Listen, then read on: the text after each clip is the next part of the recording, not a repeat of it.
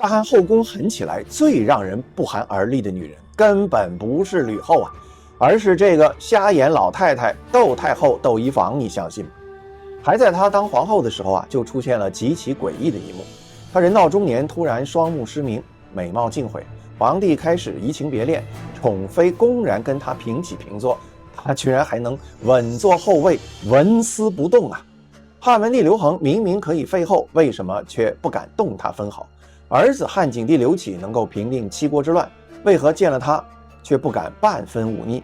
孙子汉武帝刘彻那个天不怕地不怕的强势帝王，怎么前半生却被他压制得死死，连半点反抗之心都使不出啊？这位窦太后究竟藏着什么样的顶级权谋？都知道她失明又失宠，却如何做到稳坐后位，掌控三朝？上期啊，我们讲完了她从底层宫女伪装成女间谍，并成功色诱一代明君汉文帝刘恒，之后呢，又从普通的妾室一跃成为大汉王朝皇后的传奇前半生。今天啊，我们继续深度拆解这位窦太后后半生最腹黑的权力布局，特别是这个瞎眼老太太是如何把霸气侧漏的汉武帝刘彻给逼成了一辈子猜忌女人，几乎杀光枕边人的绝世渣男。这里是曾子航人物志，争议人物全新解读，不吹不黑，只讲人性。很多不为人知的历史细节、宫斗权谋都在这个长视频里，而不是光看那些一闪而过的 shorts。喜欢的朋友点赞、订阅、打开小铃铛，咱们正式开讲。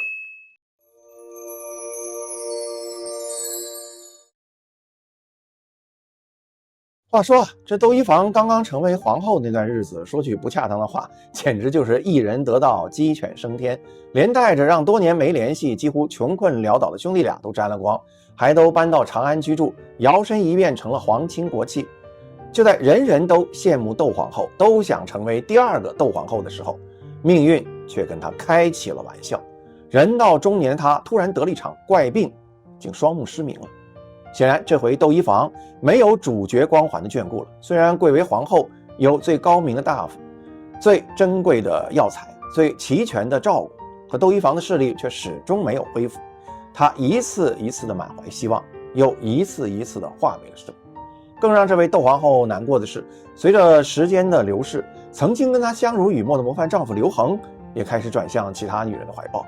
窦漪房虽然看不到，可是他能听到，也能感受到刘恒对其中一个叫慎夫人的妃子是多么的宠爱啊！历史上对慎夫人的记载比较简单，只知道她是来自河北邯郸，不仅年轻貌美，而且还善于歌舞，弹得一手好琴，又是一个来自文工团的，跟当年汉高祖的宠妃戚夫人一样，谁叫皇帝都好这口呢？仗着年轻貌美又多才多艺，慎夫人是恃宠而骄，刘恒呢更是不顾后宫尊卑礼法，多次允许这个慎夫人和窦皇后是同席而坐啊。身为六宫之主，窦漪房心中是憋屈万分，却始终隐忍不发。他深知一旦当场发作，撕破脸皮，反而落得个心胸狭隘、不识大体的口舌，等于成全了慎夫人。就在局面快要失控的时候，贵人出现了。朝中有个叫袁盎的大臣，主动帮窦皇后开始打抱不平起来。有一次啊，刘恒心血来潮要去皇家园林上林苑游玩，带上了皇后和慎夫人。袁盎负责接待，他发现慎夫人的席位竟然和窦皇后并列，这完全不符合礼节，于是动手就把这个慎夫人座位往后撤了一下。这一撤可不要紧，早已习惯被优待的慎夫人火了，夫人很生气，后果很严重。刘恒也不干了，直接是打道回宫啊。袁盎追上汉文帝，耐心的解释原因。皇上，你已经立了皇后，慎夫人只是妃子，妃子怎么能够跟皇后平起平坐呢？尊卑有序才能上下和睦。您现在的所作所为，实际上就是给慎夫人招来祸害。难道您忘了当初吕后是怎么对待戚夫人的吗？一语惊醒梦中人，刘恒是恍然大悟。是啊，吕后把戚夫人做成人质的惨剧也不过才20年，往事历历在目。虽然窦漪房平常脾气好，不计较，可现在这样不给他面子，将来自己不在的时候，难保类似的悲剧不会再次发生。在袁盎的直言不讳之下，刘恒和慎夫人都意识到这么做确实对这个窦皇后是太不尊重。汉文帝重赏了袁盎，慎夫人也变得小心翼翼起来。皇后双目失明，皇上移情别恋，妃子得意忘形，这种事如果搁在其他人身上，早就皇后下岗，妃子上位了。可是到了窦漪房这里，他啥也没干，就有大臣帮他挽回一局。是这位窦皇后气场足，人缘佳，还是他在背后布的局呢？史书上没有记载，但妃子嚣张跋扈，自己作为皇后却静观其变，这正是窦漪房老谋深算的顶级智慧啊！这说明什么？法拉利老了也还是法拉利啊！他实在看得太透透，自己如今是面容憔悴，双目失明，早已没有往日的容貌优势。如果此刻哭闹争宠，只会让刘恒觉得他无理取闹，反倒把帝王是彻底推向了慎夫人一边呢。一旦自己失态，慎夫人再扮温柔小白兔，暗中挑拨自己的皇后之位，那就岌岌可危。更可怕的是，若慎夫人日后诞下皇子，极有可能复刻当年戚夫人争宠的戏码，动摇自己儿子刘启的太子之位。一步错，步步错。所以窦漪房选择沉住气，静观其变，把道理和礼法留给朝中大臣去讲，自己坐收渔利。这份隐忍格局俨然是学到了薄太后的精髓啊！当年吕后大肆迫害后宫，薄太后正是看着沉默隐忍，躲过所有劫难，安稳活到了最后啊！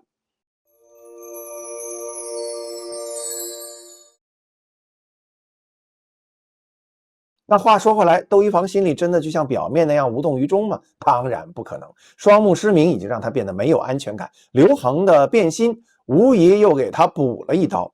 经过这两道坎，窦漪房是性情大变。他突然意识到，依赖男人得到的一切，也早晚会因为男人而失去。只有自己掌握了权力，才不会被任何人抛弃。但权力没有那么好得到，在得到之前，一是要善于隐忍，二是要学会演戏。只有做到这两点，才能骗得了别人，得到自己想要的东西。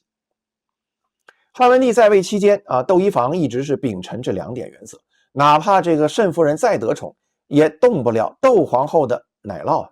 而且诡异的是慎夫人那么得宠，也没给刘恒添个一男半女，是这个女人没有生育能力，还是有人故意做了手脚，那就不知道了。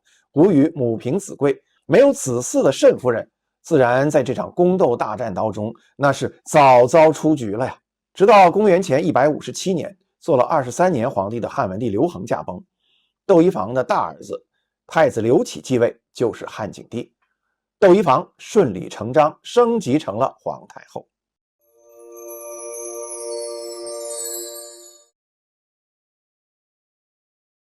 当上了皇太后，窦漪房的控制欲是彻底爆发呀。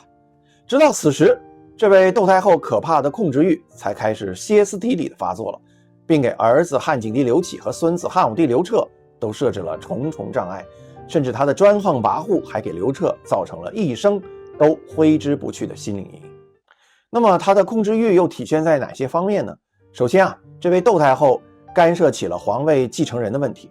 窦漪房从小就偏心小儿子梁孝王刘武，他竟然不顾礼法，让身为皇帝的刘启将来把皇位传给弟弟，妄图改变父死子继的接班模式。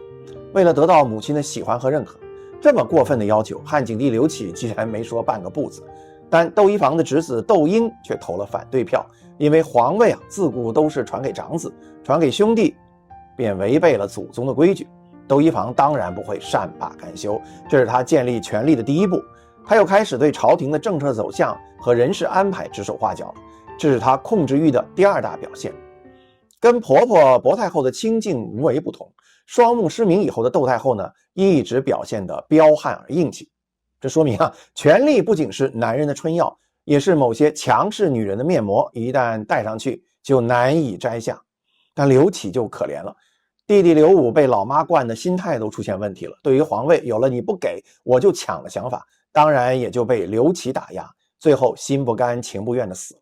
这样老太太不高兴了，成天以泪洗面嘟囔着要登报和刘启断绝母子关系。刘启前来请安，迎面而来的都是不见等答复。这番折腾搞得这位汉景帝心里也有点抑郁，在位16年就去世了。这位窦太后却利用干政，基本实现了自己权力王国的构建。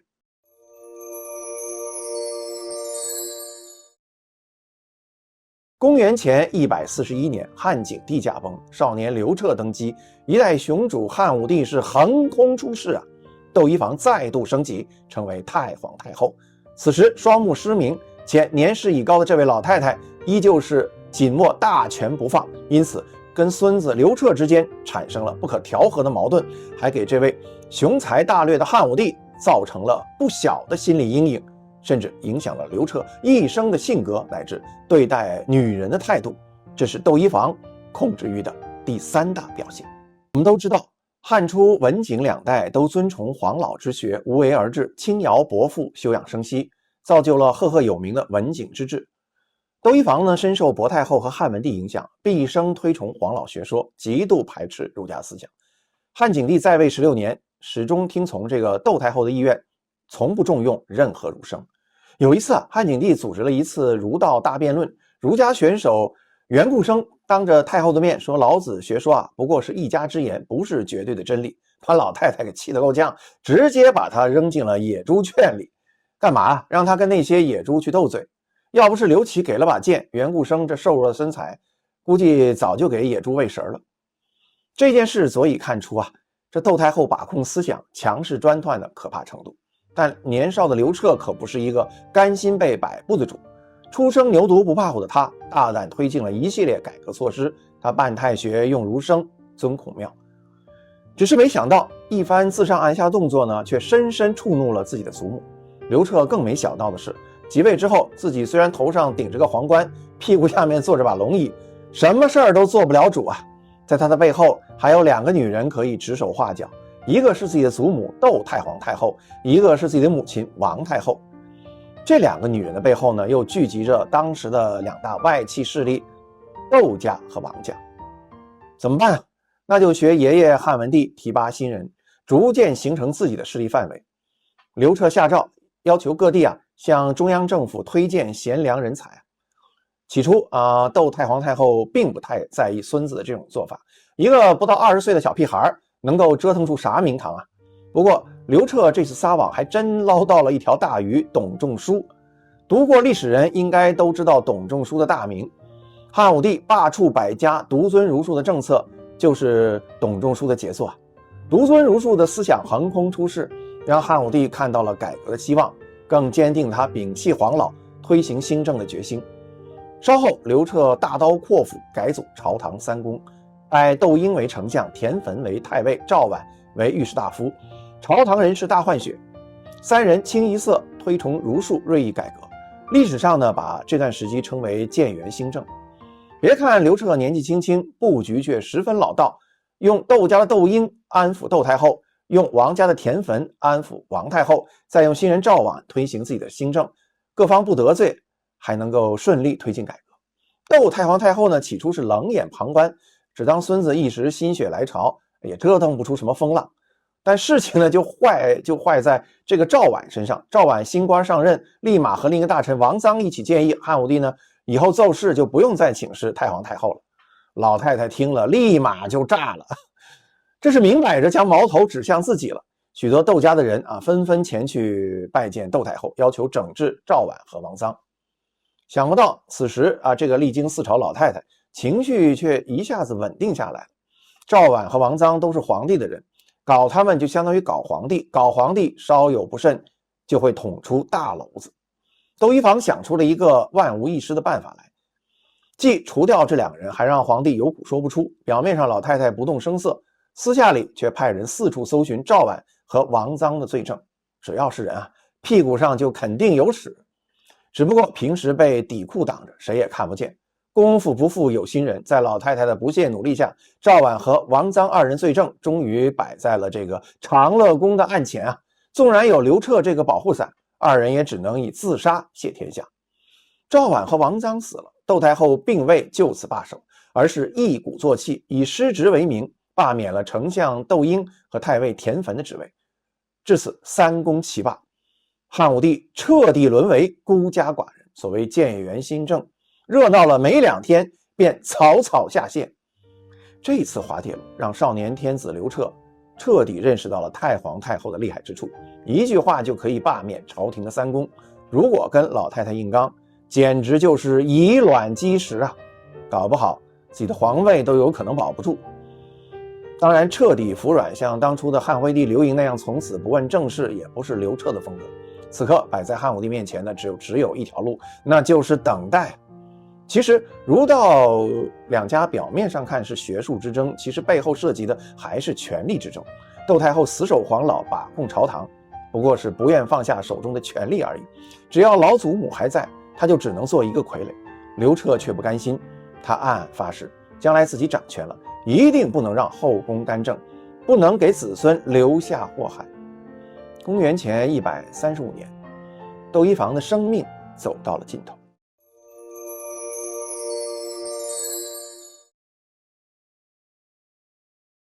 太皇太后去世以后，刘彻终于可以甩开膀子大干一场了。他罢黜百家，独尊儒术，出兵塞外，打击匈奴，成就了举世无双的千秋功业。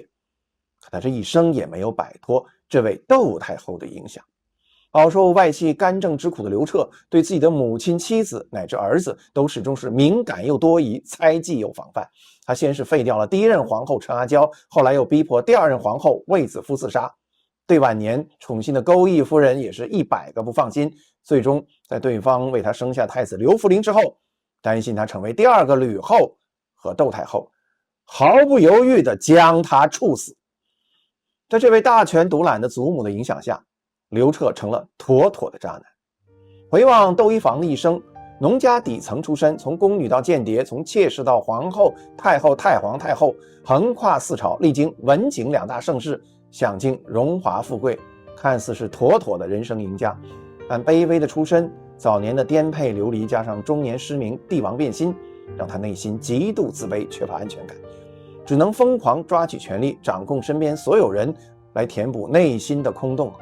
他是辅佐汉文帝开创文景之治的合格妻子，却不是温柔通透的母亲，格局开阔的祖母，更称不上有大眼界、大胸襟的女政治家。